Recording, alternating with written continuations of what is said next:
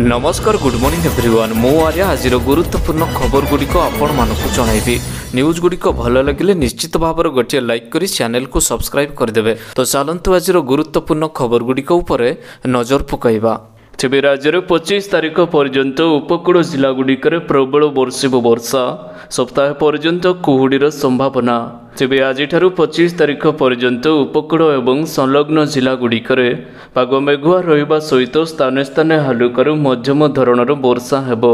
22 और 23 तारिख वर्षार संभावना सर्वाधिक रहिबो बोली वरिष्ठ पाणीपाग विज्ञानी डॉक्टर सुरेंद्रनाथ पशुपालक कहिसंती। डॉक्टर पशुपालक अनुसार 22 और 23 तारिख दिनर सर्वाधिक तापमात्रा प्राय 2 ରୁ 3 डिग्री सेल्सियस कमिबार संभावना थिबा बेले 23 ରୁ 25 तारिख मध्य रातिर तापमात्राटी 2 डिग्री जाए बढ़ीजिबो बोली जणा पड़े।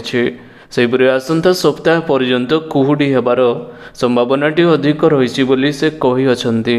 से आउरी मध्य कहिसंती राज्यर दक्षिण आभ्यंतरण अंचल सर्वनिम्न तापमात्रा 21 ରୁ 24 तारिख मध्य 4 डिग्री पर्यंत कमिजिबो। फल संपृक्त अंचल शीतर प्रकोपटी सामयिक भाव में बढ़ीजिबो। तेबे 25 तारिख पर शीतर प्रकोप धीरे धीरे ह्रास पाइबो बोली कहिसंती। परवर्ती खबर भत्ता राशि बढ़ाइबे सरकार अंगनवाड़ी दीदी एवं आशा कर्मी बढ़िबो दरमा। तेबे खूब शीघ्र बढ़िबा भत्ता शीघ्र मिलिबो खुशीर खबर। भत्ता वृद्धि नहीं खूब शीघ्र बड़ घोषणा करेंगे राज्य सरकार। बार्धक्य भत्ता सह विधवा भत्ता और भिन्नक्षम भत्ता मध्य वृद्धि पाइबो। सेहिभଳି आशाकर्मी एवं अंगनवाड़ी दीदी मानकर दरमा भत्ता वृद्धि कराजिबो। एने सूचना देइछन्ती 5T अध्यक्ष VK पांडियान। तेबे राज्य में कार्यरत आशा एवं अंगनवाड़ी दीदी प्रोत्साहन राशि नहीं सरकार विचार करुथिबा सूचना देइछन्ती पांडियान। प्राय 70,000 अंगनवाड़ी कर्मी और 40,000 आशा दीदी मानक पई खूब शीघ्र खुशी खबर आनीपारती राज्य सरकार। आशा दीदी प्रोत्साहन राशि आखिदृश्य वृद्धि करने सह अंगनवाड़ी कर्मी मासिक दरमा बढ़ाइबा नहीं राज्य सरकार विचार करुछन्ती। परवर्ती खबर एणिकी द्वादश सह एकादश भी हेबो बोर्ड परीक्षा। तेबे मेडिकल एवं इंजीनियरिंग प्रवेशिका पाई प्रस्तुत करुथिबा छात्र छात्री मानक पाई आगकु आउ रहिबनी द्वादश श्रेणीर बोर्ड परीक्षार चाप। छात्र छात्री आगकु आउ रहिबनी द्वादश श्रेणी बोर्ड परीक्षार चाप।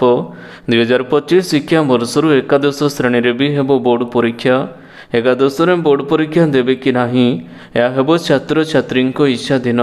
जो मैंने एकादश बोर्ड परीक्षा भल मार्क रखिथे द्वादश बोर्ड रे भल नकली भी एकादश मार्क को चूड़ांत मार्क भाव में चयन करा मेडिकल एवं इंजीनियरिंग प्रवेशिका प्रस्तुति करुथिबा छात्र छात्री मानक उपरे आउ बोर्ड परीक्षा रे प्रदर्शन को नहीं टेंशन रहिबो नाही।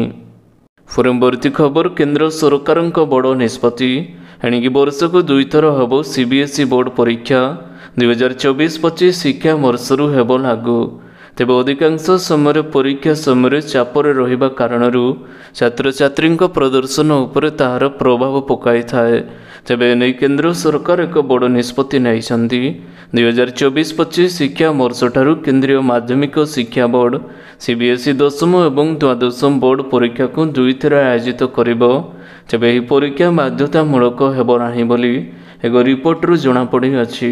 चलित वर्ष नवेम्बर डिसेम्बर मासरे गोटे बोर्ड परीक्षा एवं आसंता वर्ष फेब्रुआरी मार्च मासरे आउ गोटे बोर्ड परीक्षा हेबो। एभଳି भाବରେ वर्षको 2 थर बोर्ड परीक्षा आयोजन कराजिबो। एही दुईटी परीक्षार श्रेष्ठ मार्क फलाफल पई विचारକୁ नियाजिबो बोली जणा पड़ेछे। परवर्ती खबर 13टी जिल्लार हेबो 19टी नदीगर्भ जलाशय प्रकल्प खर्च हेबो 4,600 कोटी टंका। तेबे राज्य में 13टी जिला बरगड़ बलांगीर बौद्ध भद्रक जाजपुर केन्द्रापड़ा कलाहांडी केन्दुझर खोर्धा पुरी संबलपुर सुवर्णपुर और सुंदरगढ़ रे विभिन्न नदीर 19टी गर्भर जलाशय प्रकल्प पई आज मुख्यमंत्री नवीन पट्टनायक भित्तिप्रस्तर स्थापन करिसंते। एथिपाई 4,600 कोटी टंका खर्च हेबो। यह अवसर में मुख्यमंत्री कहिथिले जे हमर एही प्रकल्प द्वारा चाषी भाई भौणी मानक बहुल भाव में उपकृत हेबे। परवर्ती खबर राम मंदिर प्राण प्रतिष्ठा पर होइपारे बड़ घोषणा। देशवासी को मिलिबो 2टी बड़ उपहार।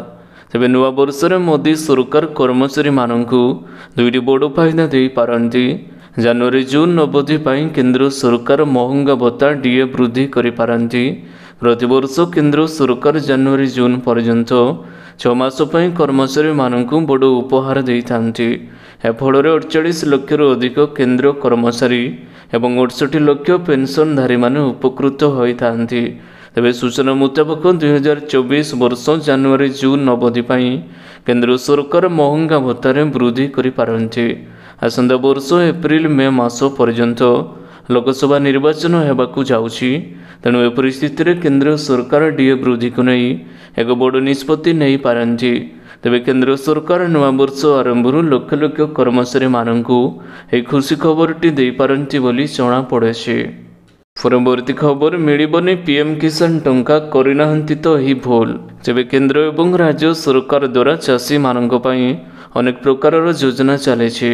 ଏହି ତାଲିକାରେ ପ୍ରଧାନମନ୍ତ୍ରୀ କୃଷି ଜଳସେଚନ ଯୋଜନା, କିଷାନ କ୍ରେଡିଟ୍ କାର୍ଡ ଯୋଜନା, ପ୍ରଧାନମନ୍ତ୍ରୀ ଫସଲ ବୀମା ଯୋଜନା, ମୁଦ୍ରା ସ୍ୱାସ୍ଥ୍ୟ କାର୍ଡ ଯୋଜନା, ପ୍ରଧାନମନ୍ତ୍ରୀ କୁସୁମ ଭଳି ପ୍ରମୁଖ ଯୋଜନା ଅନ୍ତର୍ଭୁକ୍ତ ରହିଛି।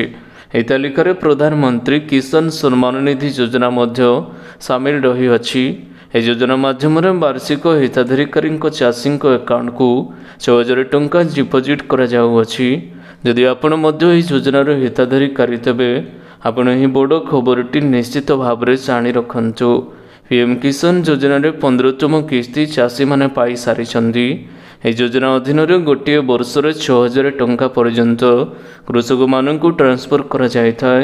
ତେବେ ଫେବୃଆରୀ ମାସରେ 16ତମ କିସ୍ତି ଆସିବାକୁ ଯାଉଛି। ତେବେ ଯଦି 16ତମ କିସ୍ତି ପାଇବା ପୂର୍ବରୁ ଆପଣ KYC ଅପଡେଟ୍ ନ କରନ୍ତି, 16ତମ କିସ୍ତି ଆପଣଙ୍କ ଆକାଉଣ୍ଟକୁ ଆସିବ ନାହିଁ। ପରବର୍ତ୍ତୀ ଖବର, ଛୁଟି ଦିନରେ ଖୁସି ଖବର, କମିଲା ପେଟ୍ରୋଲ ଏବଂ ଡିଜେଲର ଦର। ତେବେ ଦେଶରେ ପେଟ୍ରୋଲ ଏବଂ ଡିଜେଲର ନୂଆ ମୂଲ୍ୟ ଜାରି କରାଯାଇଛି। ପ୍ରମୁଖ ସହରଗୁଡ଼ିକରେ ପେଟ୍ରୋଲ ଏବଂ ଡିଜେଲ ମୂଲ୍ୟରେ ପରିବର୍ତ୍ତନ କରାଯାଇଅଛି। କିଛି ସହରରେ ଦାମ ଅପରିବର୍ତ୍ତିତ ରହିଛି। ଭୁବନେଶ୍ୱରରେ ପେଟ୍ରୋଲ ଏବଂ ଡିଜେଲ ଦାମ ହ୍ରାସ ପାଇଛି। ରବିବାର ପେଟ୍ରୋଲର ମୁଖ୍ୟ ଲିଟର ପ୍ରତି 103.11 ଟଙ୍କା ରହିଥିବା ବେଳେ ଡିଜେଲ 94.68 ଟଙ୍କା ରହିଛି। ଜାନୁଆରୀ 20 ଅର୍ଥାତ୍ ଶନିବାର ଭୁବନେଶ୍ୱରରେ ପେଟ୍ରୋଲ ଏବଂ ଡିଜେଲର ଦର ସାମାନ୍ୟ ବୃଦ୍ଧି ପାଇଥିଲା। ପେଟ୍ରୋଲ 103.18 ଟଙ୍କା ଏବଂ ଡିଜେଲର ମୂଲ୍ୟ 94.75 ଟଙ୍କା ରହିଥିଲା। ରାଜଧାନୀ ଦିଲ୍ଲୀରେ ପେଟ୍ରୋଲର ମୂଲ୍ୟ ଲିଟର ପ୍ରତି 96.72 ଟଙ୍କା ରହିଥିବା ବେଳେ ଡିଜେଲର ମୂଲ୍ୟ 89.62 ଟଙ୍କା ରହିଛି। ପରବର୍ତ୍ତୀ ଖବର, ଜାନୁଆରୀ 22 ସେହି ଦେଶରେ ମଦମାଂସ ବିକ୍ରି ଉପରେ ଲାଗିଲା କଟକଣା। ତେବେ ଜାନୁଆରୀ 22 ତାରିଖ ଅର୍ଥାତ୍ ଆଜି ଅଯୋଧ୍ୟା ରାମ ମନ୍ଦିରରେ ରାମଲାଲଙ୍କ ପ୍ରାଣ ପ୍ରତିଷ୍ଠା ଉତ୍ସବ ମହାସମାରୋହରେ ପାଳିତ ହେବ। ଏହା ପୂର୍ବରୁ ଏକାଧିକ ରାଜ୍ୟ ଛୁଟି ଘୋଷଣା କରାଯାଇଛି। ସାରା ଦେଶରେ ଉତ୍ସବରେ ମହଲ ରହିଛି। ରାମଲାଲଙ୍କ ପ୍ରାଣ ପ୍ରତିଷ୍ଠା ଉତ୍ସବକୁ ନେଇ କେବଳ ଭାରତ ନୁହେଁ, ଦେଶ ବାହାରେ ମଧ୍ୟ ଏହାର ପ୍ରଭାବ ରହିଛି। ନେପାଳର ଜନକପୁର ମାତା ସୀତାଙ୍କ ଜନ୍ମସ୍ଥାନ ବୋଲି ବିବେଚନା କରାଯାଏ। ଏଣୁ ଜାନୁଆରୀ 22 ତାରିଖରେ ଏଠାରେ ମଦ ଏବଂ ମାଂସ ବିକ୍ରି ଉପରେ ସମ୍ପୂର୍ଣ୍ଣ ଭାବରେ ରୋକ ଲଗାଯାଇଅଛି। ପରବର୍ତ୍ତୀ ଖବର, ବାହାନଗା ଟ୍ରେନ୍ ଟ୍ରାଜେଡିରେ ବଡ଼ ଆକ୍ସନ, ବହିଷ୍କୃତ ହେଲେ 2 ଜଣ ଅଧିକାରୀ। ତେବେ ବାହାନଗା ଟ୍ରେନ୍ ଦୁର୍ଘଟଣାରେ ବଡ଼ ଆକ୍ସନ, 2 ଅଫିସର ଚାକିରିରୁ ବହିଷ୍କୃତ କଲା ରେଳ ବିଭାଗ। ଘଟଣାର ତଦନ୍ତ ରିପୋର୍ଟ ପରେ ଆକ୍ସନ ନେଇଛି ରେଳ ବିଭାଗ। ସୂଚନା ଅନୁଯାୟୀ ଷ୍ଟେସନ ସୁପରିଟେଣ୍ଡେଣ୍ଟ SB ମହାନ୍ତି ଏବଂ divisional traffic inspector AK Khuntia ବହିଷ୍କାର କରାଯାଇଅଛି। ସୂଚନାଯୋଗ୍ୟ ଯେ ଗତ ଜୁନ୍ 2 ତାରିଖରୁ ବାଲେଶ୍ୱର ଜିଲ୍ଲା ବାହାନଗାରେ ମର୍ମନ୍ତୁଦ ଟ୍ରେନ୍ ଦୁର୍ଘଟଣା ହୋଇଥିଲା। ଏହି ଦୁର୍ଘଟଣାରେ 293 ଜଣ ଯାତ୍ରୀଙ୍କର ମୃତ୍ୟୁ ହୋଇଥିବା ବେଳେ 1000ରୁ ଅଧିକ ଲୋକ ଆହତ ହୋଇଥିଲେ। ତେବେ ଘଟଣାରେ CBI ଯାଞ୍ଚ ମଧ୍ୟ କରିଥିଲା। ଅନେକ ଅଧିକାରୀଙ୍କୁ ଜେରା ମଧ୍ୟ କରାଯାଇଥିଲା। ଏହାପରେ 3 ଜଣ ଅଭିଯୁକ୍ତଙ୍କୁ ମଧ୍ୟ ଗିରଫ କରାଯାଇଛି। ଏବେ 2 ଜଣ ବଡ଼ ଅଧିକାରୀଙ୍କୁ ବହିଷ୍କୃତ ମଧ୍ୟ କରାଯାଇଅଛି। ପରବର୍ତ୍ତୀ ଖବର, ପ୍ରାଣ ପ୍ରତିଷ୍ଠା ଦିନ ବନ୍ଦ ରହିବ 2000 ଟଙ୍କିଆ ନୋଟ ବଦଳ। ରିଜର୍ଭ ବ୍ୟାଙ୍କର ବଡ଼ ଘୋଷଣା। ତେବେ ଆଜି ଅଯୋଧ୍ୟାରେ ଅନୁଷ୍ଠିତ ହେବାକୁ ଯାଉଛି ରାମଲାଲଙ୍କ ପ୍ରାଣ ପ୍ରତିଷ୍ଠା ସମାରୋହ। ଏଥିପାଇଁ କେନ୍ଦ୍ର ସରକାର ଅଧା ଦିନ ଛୁଟି ଘୋଷଣା କରିଛନ୍ତି। ଏହା ଫଳରେ ସେଦିନ ରିଜର୍ଭ ବ୍ୟାଙ୍କ ବି ଅଧା ଦିନ ବନ୍ଦ ରହିବ। ଏହାକୁ ଦୃଷ୍ଟିରେ ରଖି ଆଜି ରିଜର୍ଭ ବ୍ୟାଙ୍କ ମୁଖ୍ୟାଳୟ ଏବଂ ଭିନ୍ନ ରାଜ୍ୟରେ ଥିବା ଆଞ୍ଚଳିକ କାର୍ଯ୍ୟାଳୟ ଗୁଡ଼ିକରେ 2000 ଟଙ୍କିଆ ନୋଟ ବଦଳ ମଧ୍ୟ ବନ୍ଦ ରହିବ। କେବଳ 2000 ଟଙ୍କିଆ ନୋଟ ନୁହେଁ, ରିଜର୍ଭ ବ୍ୟାଙ୍କର ଅନ୍ୟାନ୍ୟ କାରବାର ମଧ୍ୟ ବନ୍ଦ ରହିବ। ପରବର୍ତ୍ତୀ ଖବର ବିମାନ ସଂଯୋଗୀକରଣରେ ଦେଶର ଶ୍ରେଷ୍ଠ ସ୍ଥାନ ଅଧିକାର କଲା ଓଡ଼ିଶା। ତେବେ ମୁଖ୍ୟମନ୍ତ୍ରୀ ନବୀନ ପଟ୍ଟନାୟକଙ୍କ ଶାସନ ସମୟରେ ଓଡ଼ିଶାର ବିଭିନ୍ନ କ୍ଷେତ୍ରରେ ବିକାଶ ଲାଭ କରିବା ସହିତ ଦେଶ ବିଦେଶରେ ବହୁ ସୁନାମ ଅର୍ଜନ କରିଛି। ତେବେ ପୁଣି ଥରେ ଜାତୀୟ ସ୍ତରରେ ଚମକିଛି ଓଡ଼ିଶା। ବିମାନ ସଂଯୋଗୀକରଣ କ୍ଷେତ୍ରରେ ଦେଶର ଶ୍ରେଷ୍ଠ ସ୍ଥାନ ଅଧିକାର କରିଛି ଓଡ଼ିଶା। ଏନେଇ ହାଇଦ୍ରାବାଦରେ ଅନୁଷ୍ଠିତ ଥିବା ୱିଙ୍ଗସ୍ ଇଣ୍ଡିଆ 2024ରେ ଓଡ଼ିଶାକୁ 1 ନମ୍ବର ମାନ୍ୟତା ମିଳିଛି। ବର୍ତ୍ତମାନ ସମୟରେ ଓଡ଼ିଶା ବିମାନ ସେବା କ୍ଷେତ୍ରରେ ନୂଆ ଇତିହାସ ସୃଷ୍ଟି କରିଛି। ରାଜ୍ୟର କଳାହାଣ୍ଡି, ରାଉରକେଲା, ମାଲକାନଗିରି, ଝାରସୁଗୁଡ଼ା, ଜୟପୁର, ରଙ୍ଗେଇଲୁଣ୍ଡାକୁ ବିମାନ ସେବା ଆରମ୍ଭ ହେବା ସହିତ ଗୋଟିଏ ରାଜ୍ୟକୁ ଅନ୍ୟ ରାଜ୍ୟକୁ ଯାତ୍ରୀମାନେ ମାତ୍ର କେଇ ଘଣ୍ଟା ମଧ୍ୟରେ ବିମାନରେ ପହଞ୍ଚି ପାରୁଅଛନ୍ତି। ପରବର୍ତ୍ତୀ ଖବର ହେବ ପ୍ରବଳ କୁହୁଡ଼ି, ପାଣିପାଗ ଦେଲା ୟେଲୋ ୱାର୍ଣ୍ଣିଂ। ତେବେ 11ଟା ବାଜିବା ତଥ୍ୟ ମଧ୍ୟ କମୁନି କୁହୁଡ଼ି। ରାଜଧାନୀ ଆକାଶକୁ ଘୋଡ଼ାଇ ରଖିଛି ଘନ କୁହୁଡ଼ିର ଆସ୍ତରଣ। ବାହାରକୁ ବାହାରିଲେ କୋହଲା ପବନରେ ଦେହ ହାତ ଥରି ଯାଉଛି। ସୂର୍ଯ୍ୟଲୋକ ମଧ୍ୟ ଦେଖାଯାଉନାହିଁ। ଦିନ 11ଟାରେ ସନ୍ଧ୍ୟାର ଭ୍ରମର ସୃଷ୍ଟି ହେଉଛି। ତାପମାତ୍ରା ସତ୍ତ୍ୱେ ଅଧିକ ନଥିଲେ ମଧ୍ୟ ପାଗ ଦେଖି ଘୋଡ଼ାଇ ହୋଇ ରହିବାକୁ ଇଚ୍ଛା ହେଉଛି। ଆଗାମୀ 3 ଦିନ ଯାଏଁ ଉପକୂଳବର୍ତ୍ତୀ ଜିଲ୍ଲା ଏବଂ ପାର୍ଶ୍ୱବର୍ତ୍ତୀ ଜିଲ୍ଲାଗୁଡ଼ିକରେ ଘନ କୁହୁଡ଼ି ଦେଖାଇବା ନେଇ ପୂର୍ବାନୁମାନଟି କରିଛି ଆଞ୍ଚଳିକ ପାଣିପାଗ କେନ୍ଦ୍ର। ଏଥିପାଇଁ ୟେଲୋ ୱାର୍ଣ୍ଣିଂଟି ଜାରି କରାଯାଇଅଛି। ବଙ୍ଗୋପସାଗରରେ ସୃଷ୍ଟି ଗୁରୁଚାପ ବଳୟ ପ୍ରଭାବରେ ଉଷ୍ମ ବାୟୁ ପ୍ରଭାବିତ ହେଉଛି, ଯାହାର ପ୍ରଭାବରେ ଆସନ୍ତା 6 ଦିନ ମଧ୍ୟରେ କିଛି ଜିଲ୍ଲାରେ ହାଲୁକା ବର୍ଷା ହେବା ନେଇ ପୂର୍ବାନୁମାନଟି କରାଯାଇଅଛି। ପରବର୍ତ୍ତୀ ଖବର IPL ଟାଇଟଲ ରାଇଟ୍ସ ବଜାୟ ରଖିଲା ଟାଟା। ତେବେ Tata group Indian premier league IPLର ଟାଇଟଲ ରାଇଟ୍ ବଜାୟ ରଖିଛି।